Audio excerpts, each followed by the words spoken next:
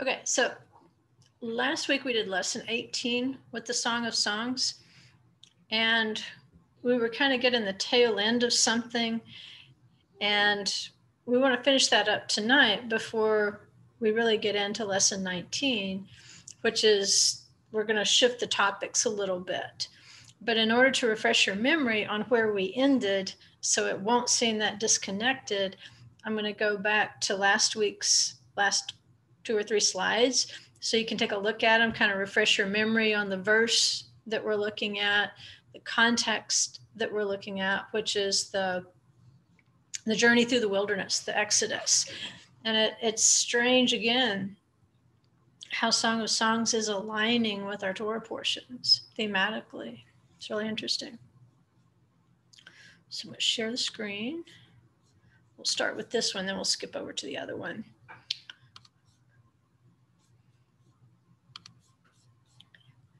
And we were kind of at the end of where the maiden is asking the questions, explaining why she's been sunburned and so forth.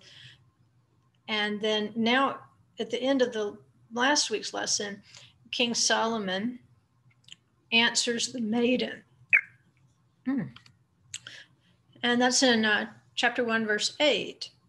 He says, if you yourself do not know, most beautiful among women, go forth on the trail of the flock and pasture your young goats by the tents of the shepherds.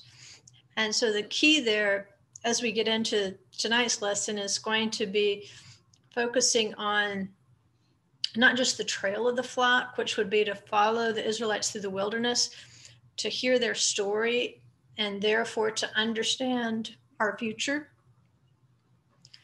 Instead, we're going to shift the focus a little bit as to why does he say young goats? There might be a reason for that. So again, the trail of the flocks that the maiden, remember, she has questions about her return and her identity and how she fits in with the companions and so forth. So she's experienced a return, but she still has questions. And so he says, if you want to understand your journey and where you are now, then you're going to have to go back and look at the trail of the flocks. You need to re-examine the exodus from Egypt through the wilderness, because that's where the family of shepherds went. That's how the Israelites were presented to Pharaoh, as a clan of shepherds at the beginning, and therefore they got pasture land in Egypt because they were shepherds. And so the maiden is being told, go back to the shepherds, follow their route through the wilderness, and there will be information there. There will be clues that will help you answer your questions. So it's following those tracks in the wilderness.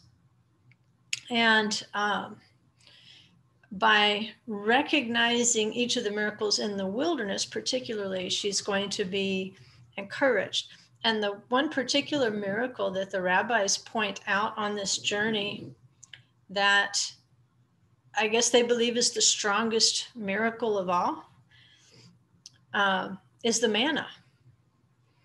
Not just that their clothes didn't wear out, their shoes didn't wear out, but the strongest miracle, they say, is the manna, because it pointed out that Adonai had the ability to pasture and nourish his flocks, even in the wilderness, where normal shepherds wouldn't go.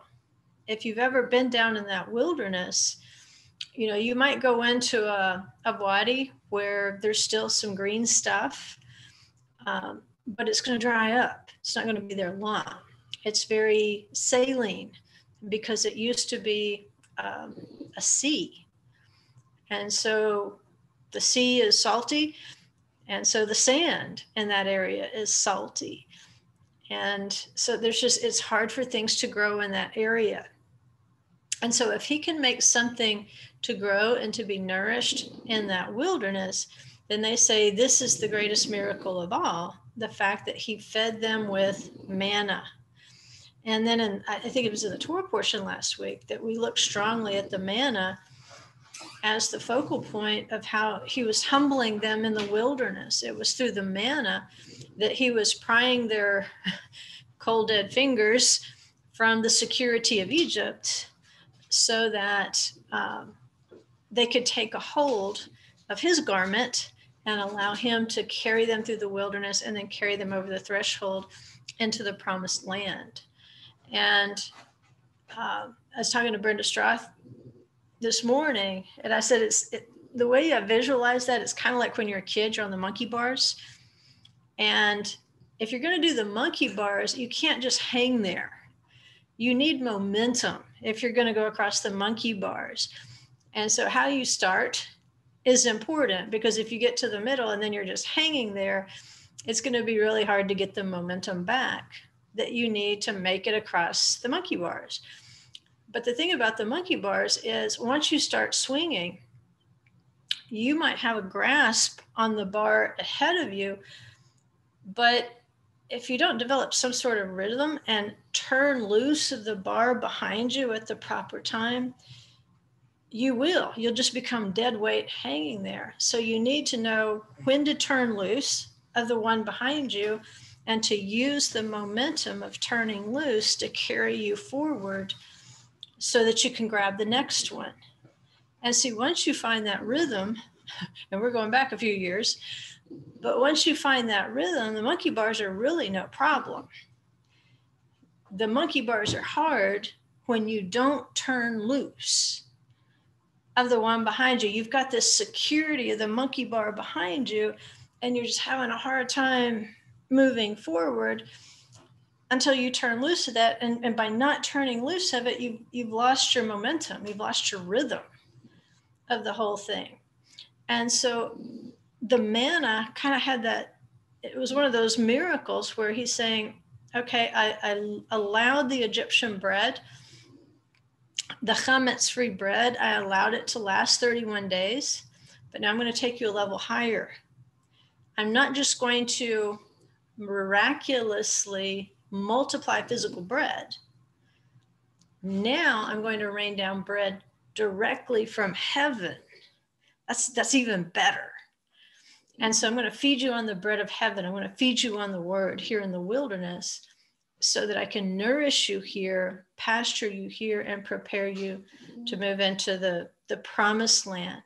Because the whole idea of taking them to the promised land, remember the understanding was, had the golden calf incident not occurred, followed by the evil report of the 10 spies, the possibility was there that they could have entered back into immortality. Once they crossed the Jordan, they would have entered back into that elevated spiritual state. And then when they sinned in such a way, of course, they fell right back into the same realm. They continued to have trouble. And so this ability to pasture and nourish in preparation is important. And that's the message to the maiden. Look back to the journey through the wilderness. Learn how to let go of your Egyptian bread. Learn how to let go of the security systems of Egypt behind you. Otherwise, you're not going to have much momentum at all in order to grasp the step ahead. Let's see. Okay, now I think we can go to the next one. Oops, I didn't share it. I gotta share it. Sharing is caring.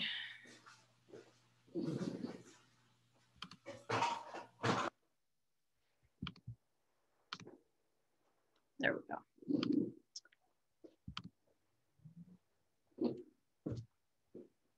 So now we are to lesson 19, believe it or not. We're only on verse 8. But we should pick up a little more momentum as we get into the later chapters. And so this was the verse that we were working with. Of course, this is one of my, I guess maybe my second favorite place in the whole wide world, which is the wilderness of Sin. This is the area where Miriam died, and this is Miriam's spring. And so this was one of their stations in the wilderness. This is one of the places I go to try to learn exactly what this verse is telling me. Go forth on the trail of the flock and pasture your young goats by the tents of the shepherds. I like going back here because there's just lessons to be learned in the wilderness that can speak across the ages. So it's a wonderful place. So going back to the manna and why they think it's so important, the Midrash tells us that the manna is referring to the abundance of food that will be available for Israel in messianic times. And one of the texts that they're using for this, along with the prophecy of the manna, is Psalm 72:16. It says, may there be abundant grain on the earth. And so there's two kinds of grain. There's natural grain, and then there's, I don't even know what to call it, semi-supernatural or whatever. Because if we look at, say, the Shemitah year or the Jubilee year, the earth is in a condition, at least in the land of Israel, where Adonai himself causes things to grow, which he always does. But because we're made to rest, it's made evident to us how he causes things to grow. And so we can look at that as he can bring forth an abundance of natural grain in the earth in the Messianic kingdom. And we can also see that there is an abundance of grain above in that elevated state of the garden. And so the rabbis say God answered Moses, from the manna that I fed the Israelites in the wilderness, which is sweeter than honey and milk, you can know what I will do for them in the end, in the future world. As it is stated regarding this in Joel 4:18, and it will be on that day that the mountains will drip with wine and the hills will flow with milk. And so you can see where their text is, Joel 4:18, where it's talking about the mountains and the hills dripping with wine and milk. The four rivers of Eden are said to flow with milk, with honey, with wine, and with balsam.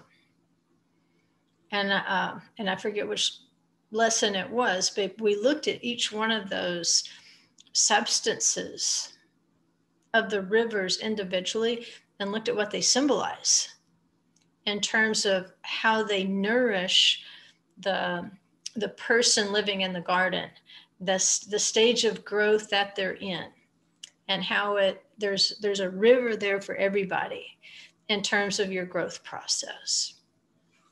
And the fourth being said to be balsam.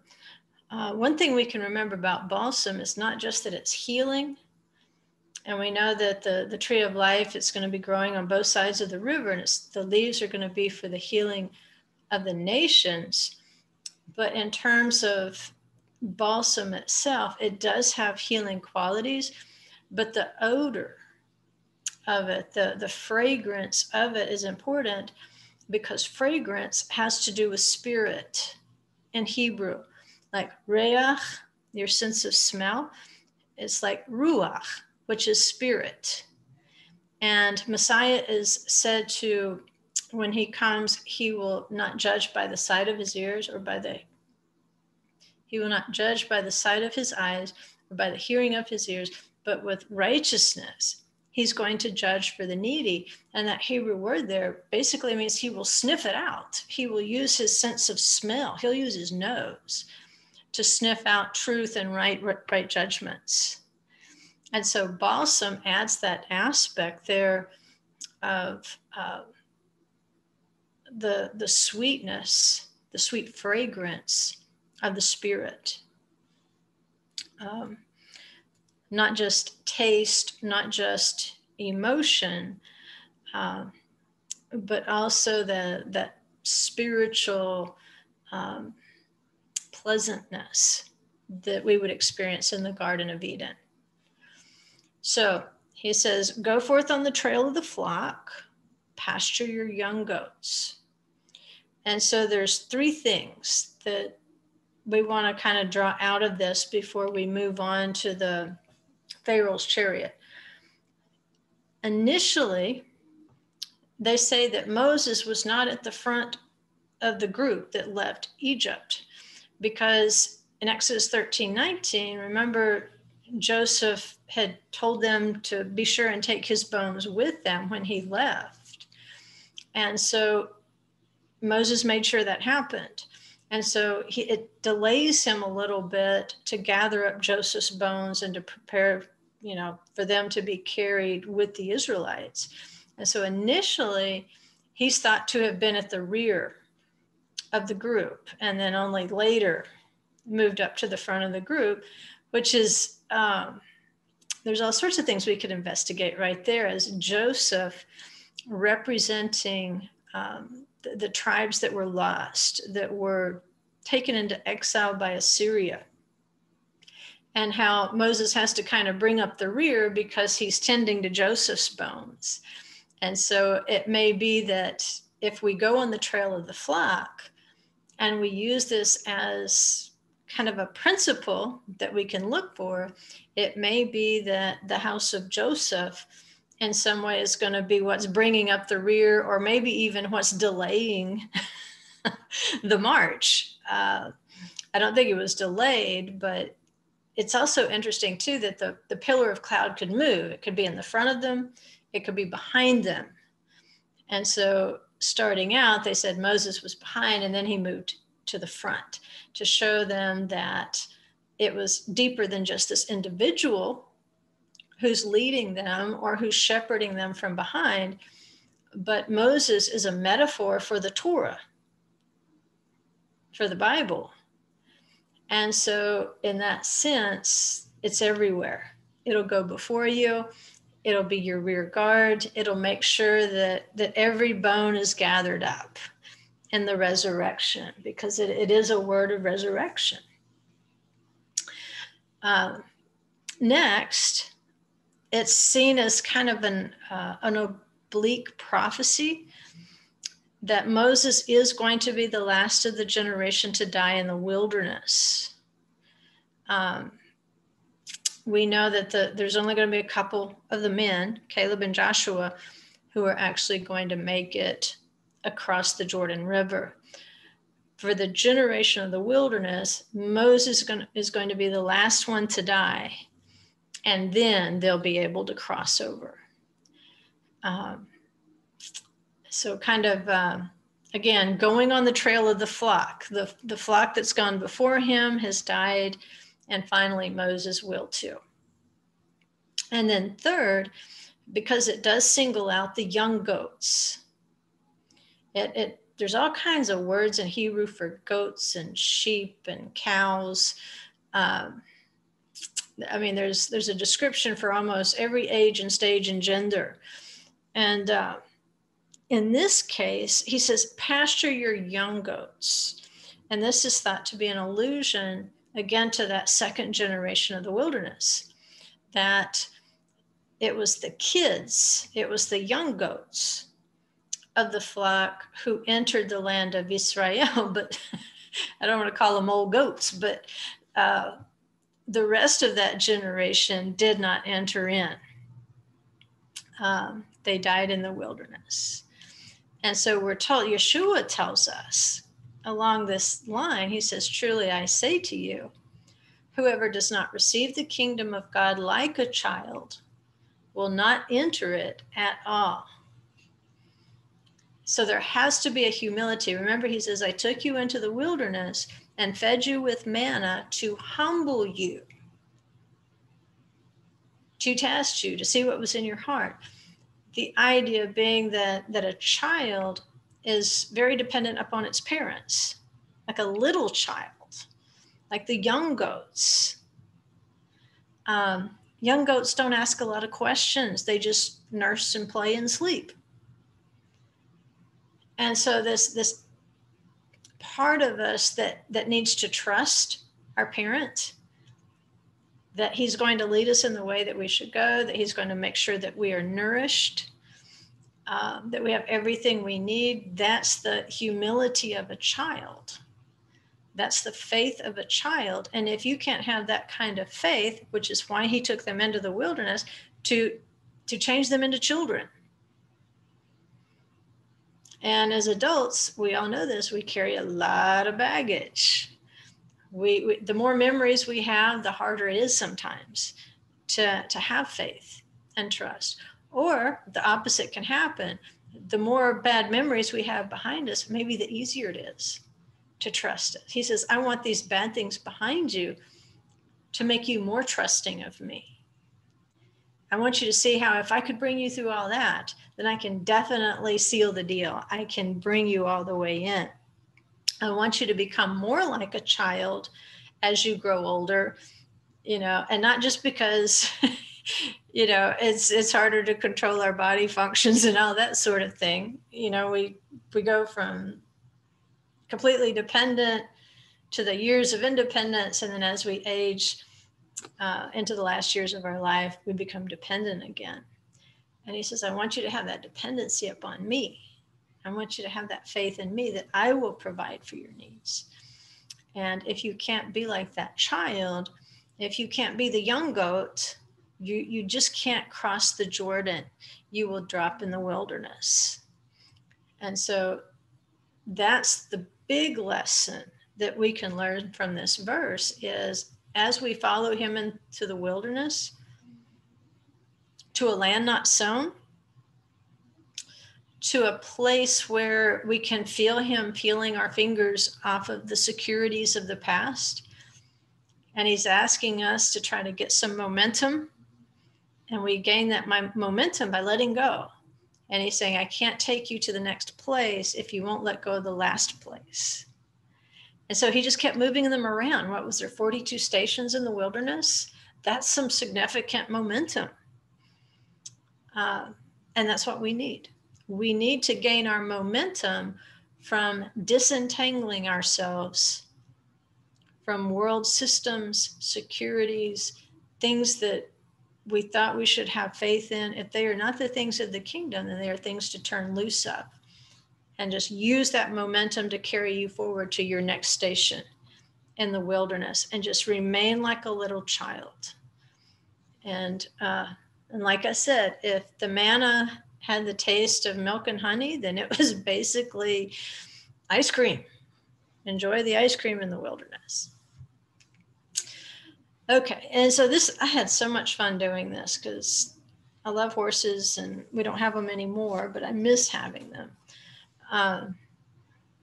And the next verse or two, I went ahead and put the two verses together to give you a little more context. I don't think we'll get to the second statement tonight, but if we do, then you'll have the good context for verses 9 and 10. He says, to me, my darling, you are like my mare among the chariots of Pharaoh. And he says, your cheeks are lovely with ornaments, your neck with strings of beads. And the picture you're looking at is that of an Arabian horse. And I don't know how much you know about horse history. I just happen to know a lot. The Arabian is pretty much the foundational, if we would call it at this point, a breed or type from which all other warm-blooded horses are derived. A cold-blooded horse would be like a Clydesdale, a Shire, the heavier ones that were used for plowing and hard work and so forth. But the light horse breeds, the warm-blooded breeds, like the thoroughbreds, a quarter horse, Hanoverians, like they have in Europe. When you look at these performance horses that are very swift, very nimble, very agile, they all trace back to the Arabian, what's called the Arabian today, that you might also, like if you went into history, they might also call them a barb or a Spanish barb, but that's a more recent derivation of the actual horse breed itself. If we're going back to Egypt, and the types of horses that would have pulled the chariots of Pharaoh, they'll look very much, even today, like a modern Arabian. They'll have the kind of a dished face. They'll have very beautiful, delicate ears, tons of personality, very curious, sometimes a little ditzy. It depends on who's handling them and how they have been handled. But this is just, everything is going to come out of this particular type of horse. And it's particularly suited to the desert. And so it would be suited to Pharaoh's battles. And eventually the Bedouin, a lot of times they would have the horses sleep in their tents with them. That's how close they were to their horses. And so you can see it, why this would be chosen as a term of endearment. To me, my darling, you are like my mare among the chariots of Pharaoh. Because in that day and time, the domesticated horse was very much a darling of its owner. You needed to be wealthy, number one, to have a horse. It would have been like, if you think of a Bedouin having a horse sleeping in his tent, it would be like living in a shack with a Cadillac parked in there. Because horses aren't that easy to feed and water in the wilderness, in a desert, in a dry, arid climate. And so they were a kind of a luxury, very valued, very dear. And especially in the desert, they would milk camels, and the horses would drink the milk of camels. That was part of the way they supported them when they didn't have sufficient feed for them. But this particular type of horse, again, it is very beautiful. And you can look, if you were to go back and just into maybe a museum site where they have lots of pictures from Egypt, ancient Egypt, of their chariots, then you can see in the drawings or the reliefs of the horses pulling the chariots, that they are very similar still to the modern breed. And like modern Arabians, they are a little smaller, height-wise compared to other horses, a little lighter. But that's what happened when they wanted to obtain a different breed for a different purpose. They would take that Arabian type and then crossbreed it to maybe a heavier breed. And then it could adapt to that climate, to that geography, and so forth. But if you go back far enough, this is the type of horse you're going to see. And of course, this particular Arabian, it's been a long time since I've looked through an Arabian catalog, but a lot of times these horses, they'll dress them up very elaborately with decorations and jewels and so forth. And the Bedouin, if you come upon Bedouin who have these horses, they, again, very bright colors in the bridles and decorations and so forth. They're really just like a member of the family. And you can hear that in the verse, that it's a darling. They're that close to the horse. So here's a little horse history. And I know you're thinking, well, that was way more horse history than I wanted right there. But I think it's relevant. And I pulled this out of a reference book on the horse. And this concerns specifically the Arabians that would have been used in Egypt, because it's going to help us understand what Solomon is getting at here when he says, you're like my mare. He doesn't say you're like my stallion. He says, you're like my mare. And there's a reason for that. And so the little reference book says, mares were always the preferred mounts of the Arabs, even though stallions were essential for breeding. In addition to being just as swift as the stallions, the mares are less temperamental. Now, having had mares, there are times of the month that I might dispute that. But in general, they're less trouble. Like if you take them to a show, the mares are going to be way less trouble than if you take a stallion. when they get around other horses, it can be a problem. So the mares in general were less temperamental. And more important, and point would be important to someone like Pharaoh or a king, mares never neigh to give the alarm when approaching the enemy camp. A man's safety in the desert depended entirely on the training and conditioning of his horse. Stamina was almost as important as speed and intelligence because water holes were often long distances apart. So if you think of using these horses to wage war, in Pharaoh's case, he used them to pull chariots, even though there is some evidence that they did ride. You see them maybe using a cloth as a saddle, but you don't really see them using saddles. And apparently they thought the risk was greater to be knocked off a horse than to be knocked out of a chariot. And typically you would have two horses pulling one chariot. You would have the driver, and then you would have the other guy in the chariot who would wage war. He might have some sort of a sword, most likely a bows and arrows. You see a lot of arrows flying, especially when you get into the Israelite wars of the Northern Kingdom. But it took two. And remember, I know I've told you this before, but it helps, especially if we have new people.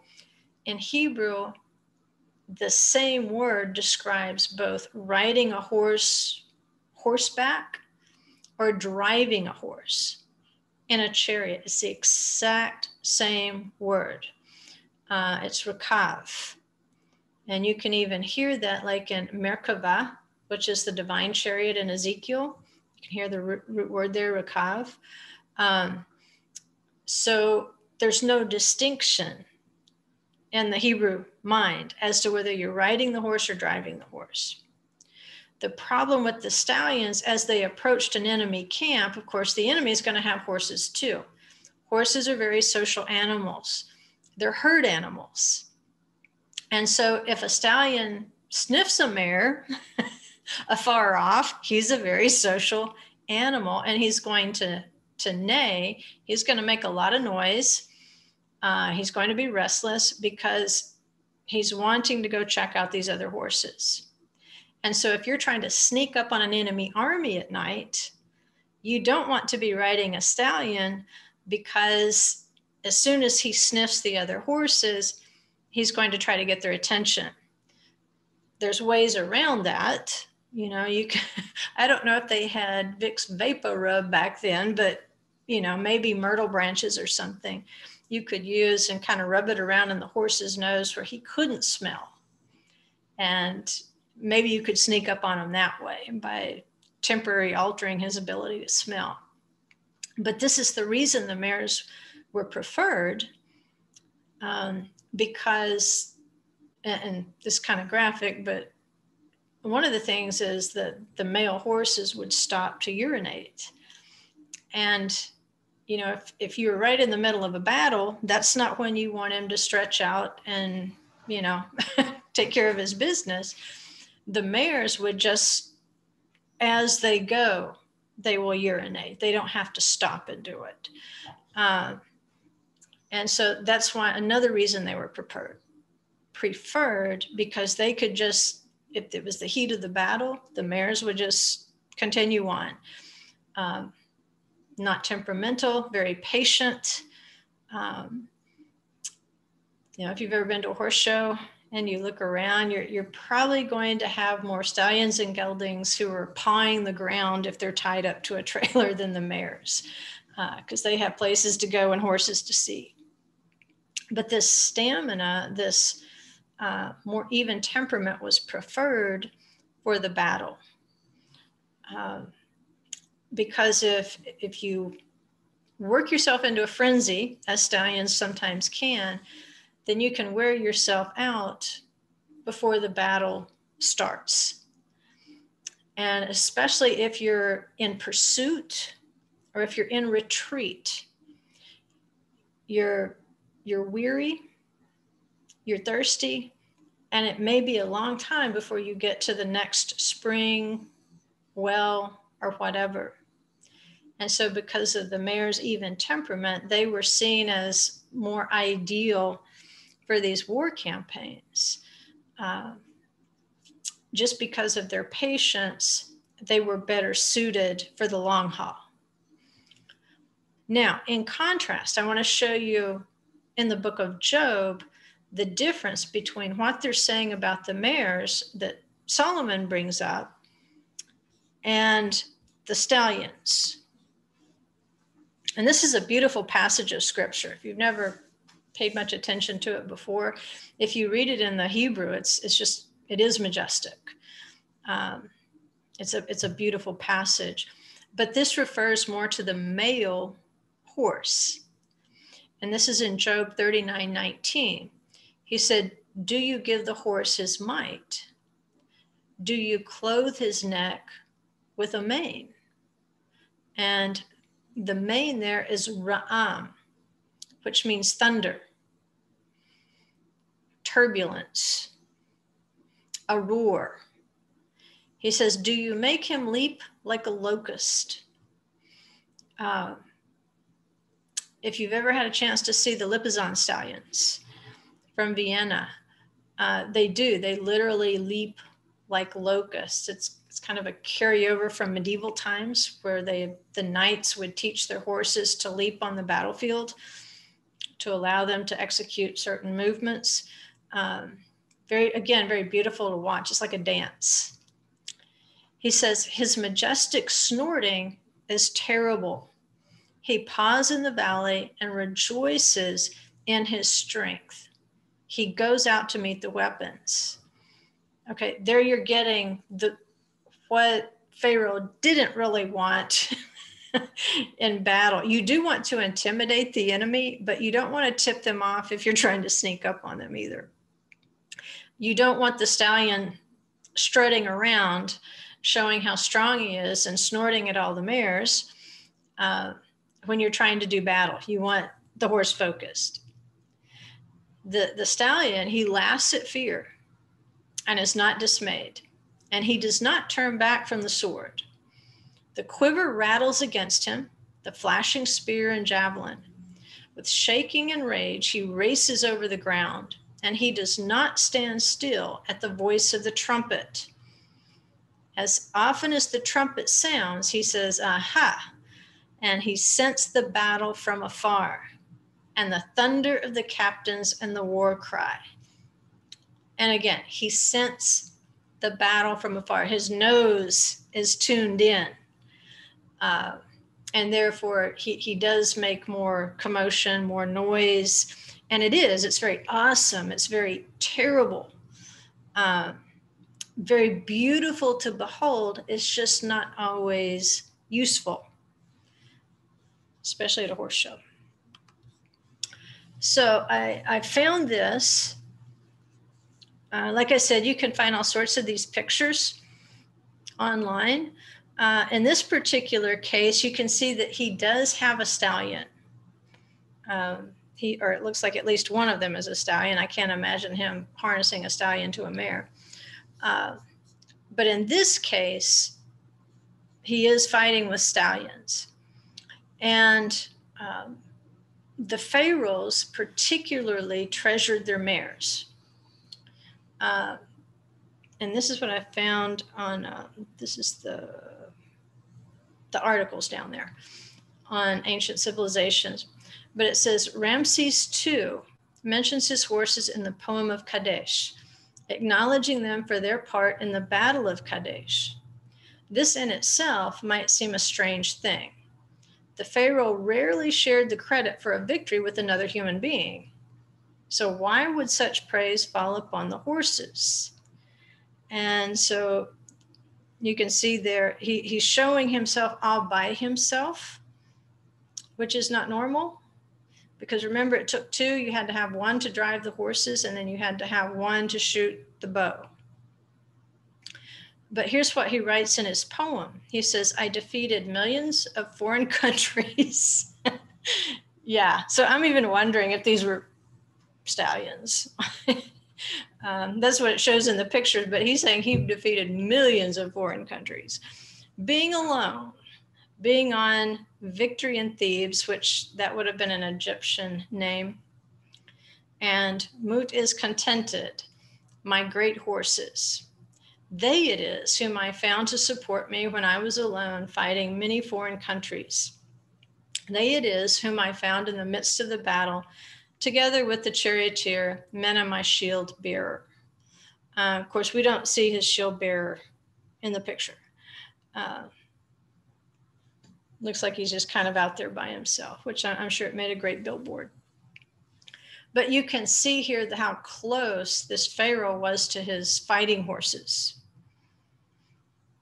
And so when it says, when it compares the beloved to a mare among Pharaoh's chariots, it's a much deeper compliment than we get right off the bat. Because I remember reading that when I was maybe 8th grade, and I thought, he just called them horses.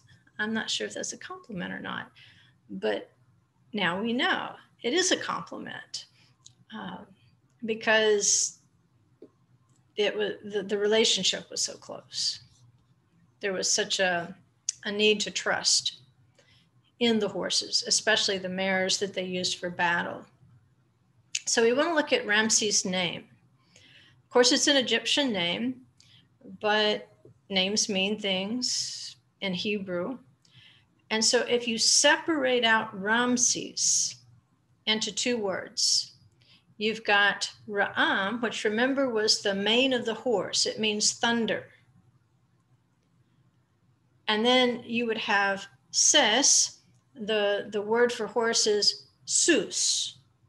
Sus. If it's a female, it's Susa. And I'm not sure how it's spelled, and this is just, I'm going to throw this in there. We're hoping that if we do get to go to Israel at Sukkot this year, that we can stop by a place called Susia, where there is an ancient Messianic synagogue. These were observant Messianic Jews from probably 1st, 2nd centuries.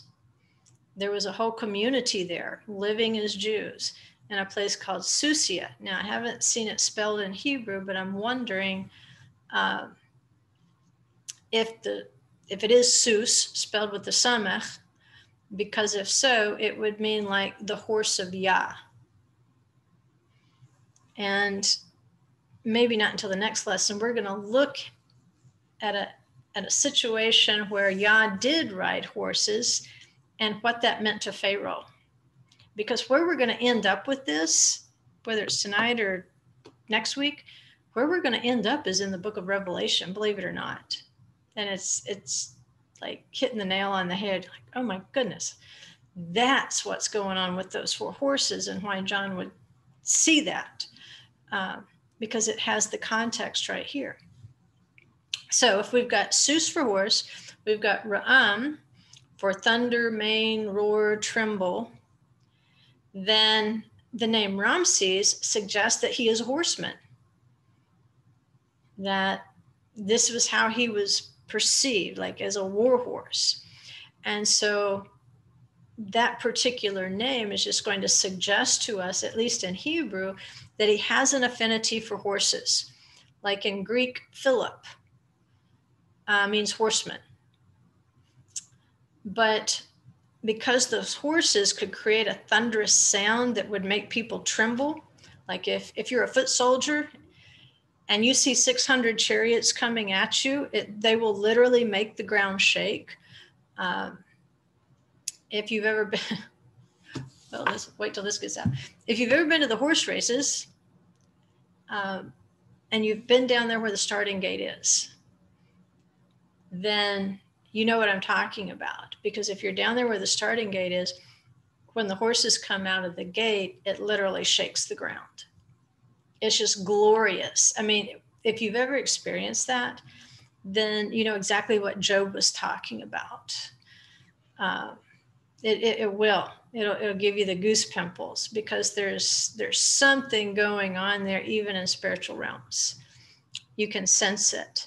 And it may be why the horse is used so often as a particular symbol of judgment in scripture.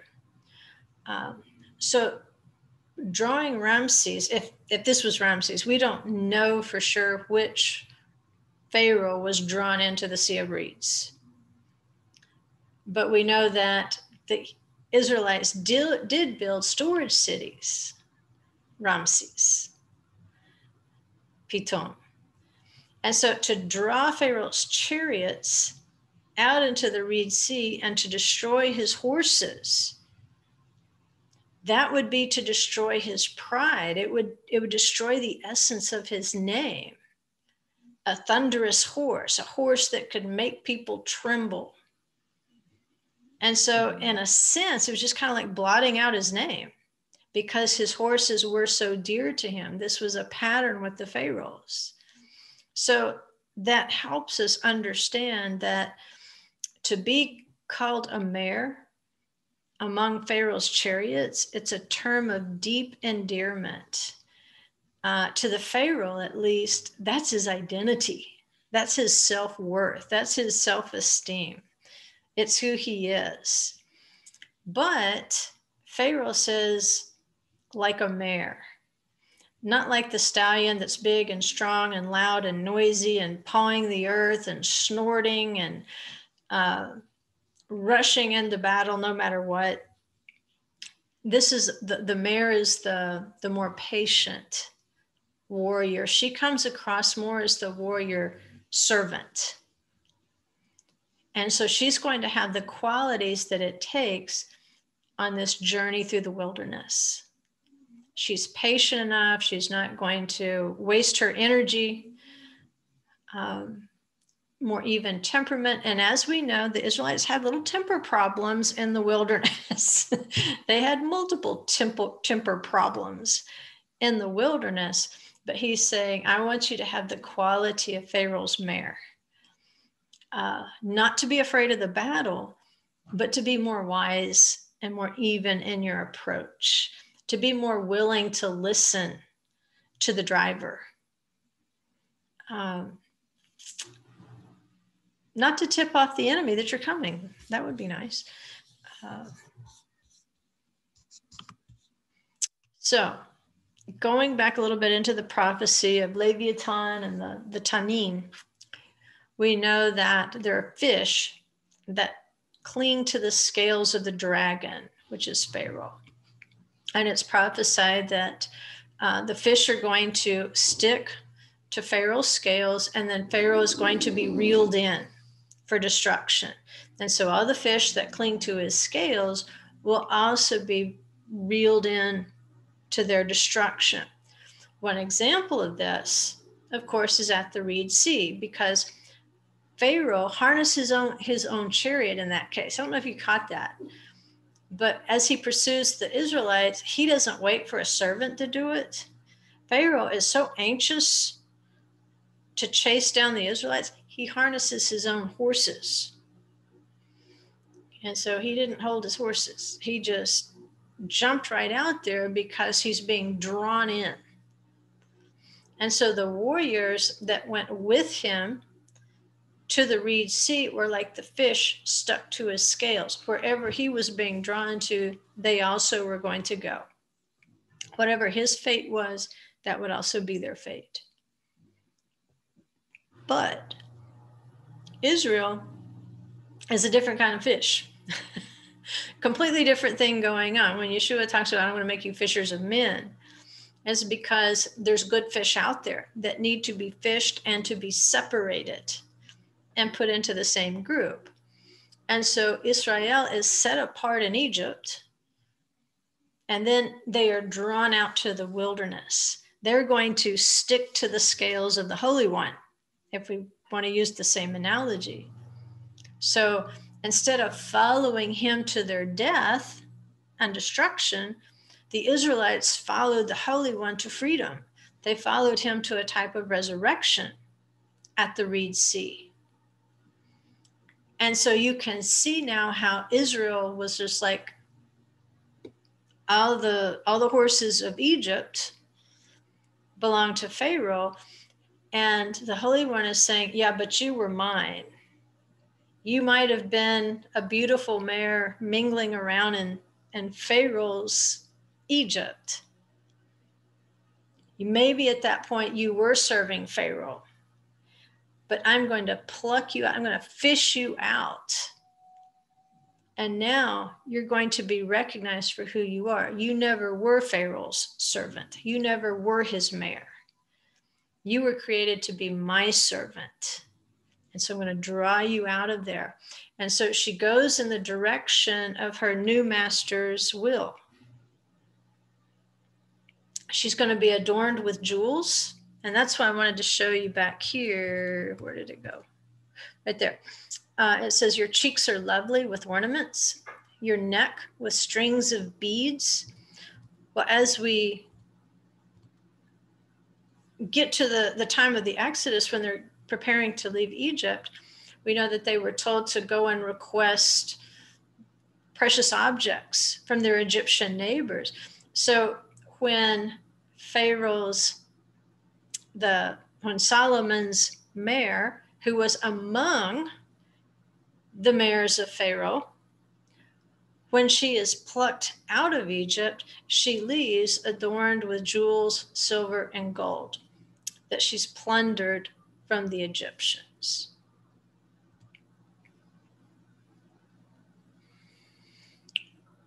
So, a little more horse history.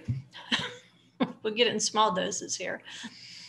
The horse is thought, the modern horse, there's also prehistoric horses that were very small. They're called eohippus.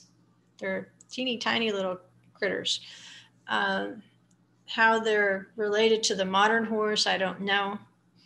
Of course, you know, the history books are going to talk about evolution and that sort of thing, but I don't want to really get into that. I tend to think something more, I don't want to say romantic, but I think there's something much more beautiful, because just of what we read in Job, it's like this horse, his essence was implanted in him by his creator, and the nobility of it.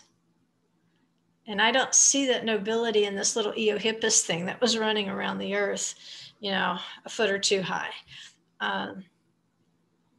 This horse is noble. And it's thought, the modern horse is thought to have begun as wild horses somewhere between the Tigris and the Euphrates rivers around 4,000 years ago. So those of you who are familiar with Genesis 2 and the rivers of Eden, you know that two of those rivers were the Tigris and the Euphrates.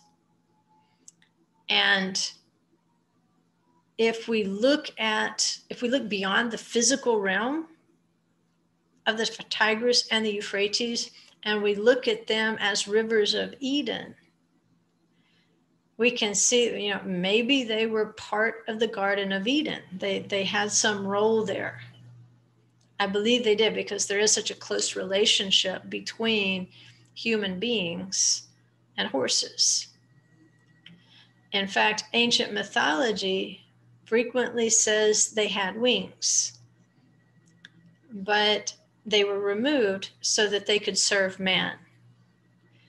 So maybe if mankind tumbled out of the garden without everything they used to have in terms of garments, then possibly as the horse tumbled out with them, it lost its wings. We don't know. It's just mythology. But there is references, you know, basically to flying horses in scripture. So there in some way a horse flies. I don't know exactly how that works, but it's fun to think about. So when you see the horses, they are symbols of divine judgment. Their thunder, the mane, the stamping of their feet, their neighing and their calling out in battle, it's like the thunder of his voice. When Adonai speaks, it's with thunder. And so horses are associated with thunder. And so the very mane on their necks is called thunder, Ra'am. They pull chariots. And we know in the book of Ezekiel and other places, I mean, like the chariot that picks up Elijah, the chariots of Israel that had surrounded Elisha and his servant to protect them. The chariots are typically there to execute a divine judgment. And so if we look at the natural horse, the physical horse, they're going to pull chariots just the way that the divine chariot is driven of the Ruach HaKodesh in the book of Ezekiel. Ezekiel describes how, hey, look, these wheels, the Merkava, it can go in any direction and it doesn't have to turn. And remember that from the rivers of Eden, the how they circled. And so if we look at that graphic right there and think about the rivers of Eden and how it says the horse is thought to have come from somewhere between the Tigris and the Euphrates, we think of the Garden of Eden as having this form, this circular form that circles. Then as we look at the wheel within the wheel in the book of Ezekiel, then we kind of get how the four living creatures would move.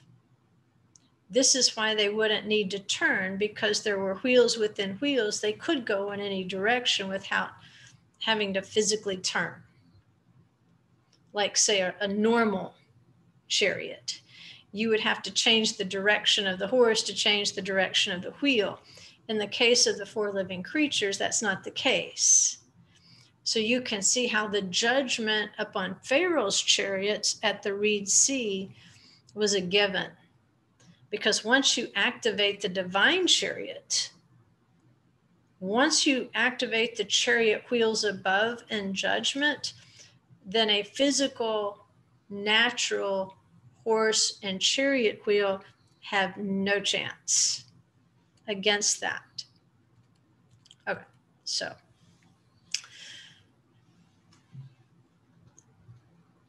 what's really strange right here, because we're talking about a horse. This verse is helping us think about a horse. But as you get into the commentaries on this chapter 1, verse 8, all of a sudden it feels like it goes on a tangent. Because if you're looking at Parashah section 45, which deals with this verse, chapter 1, verse 8, then it does. It diverges off into a discussion of divine justice and truth. And you feel like they've gone completely off topic. I mean, for pages, you feel like they've gone completely off topic. Like, why are we doing all this talk about the throne and judgment and justice and truth and seals and signets? And then it works its way back to the horse is. And then you can see what John saw and what they're talking about.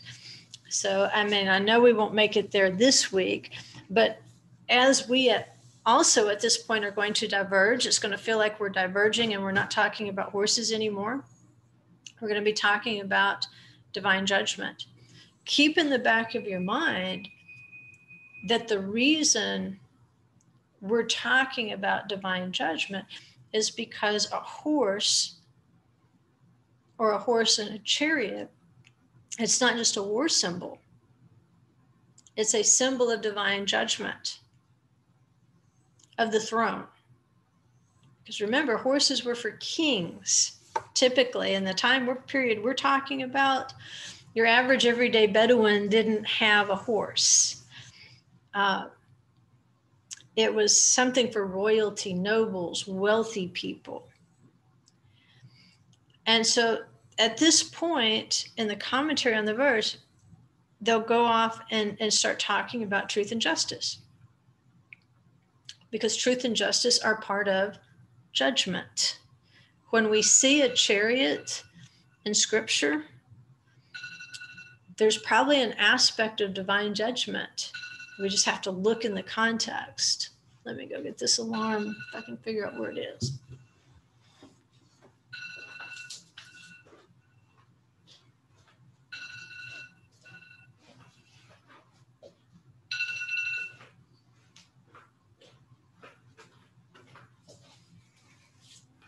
Baruch Hashem, I'm not in a hotel room. It's not 3 a.m. and it's time to get ready for my flight.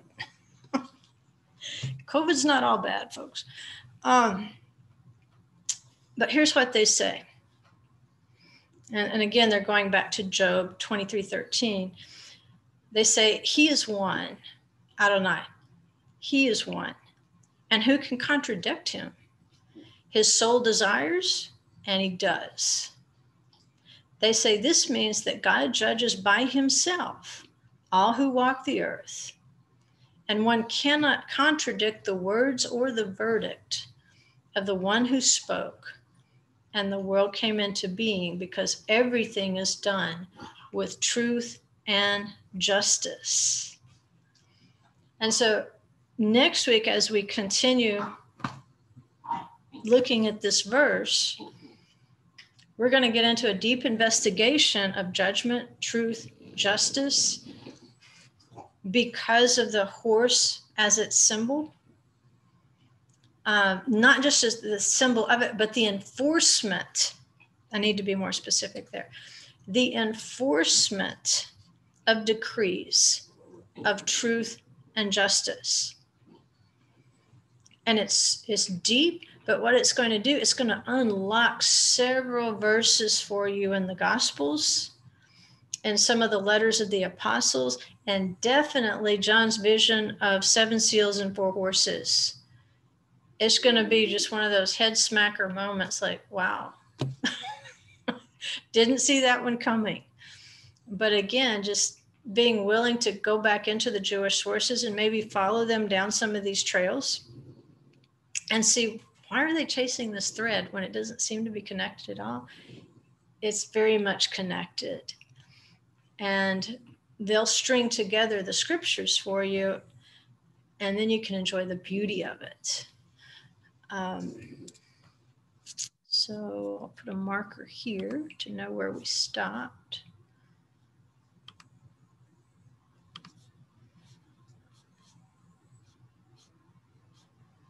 Yeah, that's probably a whole nother lesson right there. That was ambitious to think I could get that far.